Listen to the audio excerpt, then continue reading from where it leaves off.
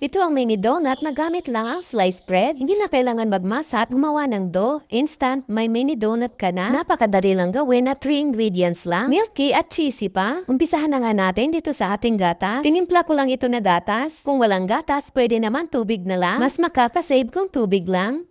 At itong sliced bread natin, ang gagawin nating donut. Depende na sa inyo kung gaano karami ang gusto nyong gawin. Kuha lang tayo ng isang sliced bread. Lagyan lang natin ito ng gatas.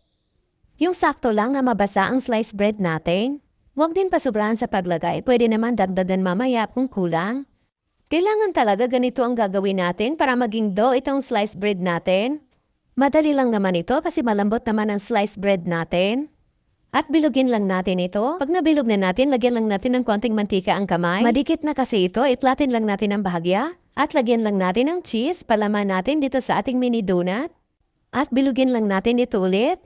Ganyan lang kadali gawin itong mini donut natin. At kung umabot ka sa puntong ito ng ating video, maaari po ba na pusuan nyo at ishare ang ating video? Napakalaking tulong na po yan para sa akin. Maraming salamat po. Ulitin lang natin ang ganitong proseso hanggang sa matapos natin lahat.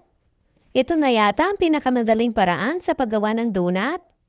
Ayan, at kapag natapos na natin ito lahat, pwede na natin ito iprito. Maglagay lang tayo ng mantika. Once mainit na, pwede na natin ilagay ang ating mga mini donut. Napakadali lang maluto nitong mini donut natin. Kaya hanguin lang natin kaagad para hindi ito masunog. Kapag ganito na golden brown na, hanguin na natin agad. Ilagay lang natin sa strainer para matanggal ang mga exista mantika. At para sa ating coating, nagmix lang ako ng powdered sugar at powdered milk. Masarap din po ang Milo dito. Ayan na, may instant mini donut na tayo. Napakasarap ng mini donut na ito. Kasi may timpla na ang sliced bread natin. Maraming salamat hanggang sa susunod po.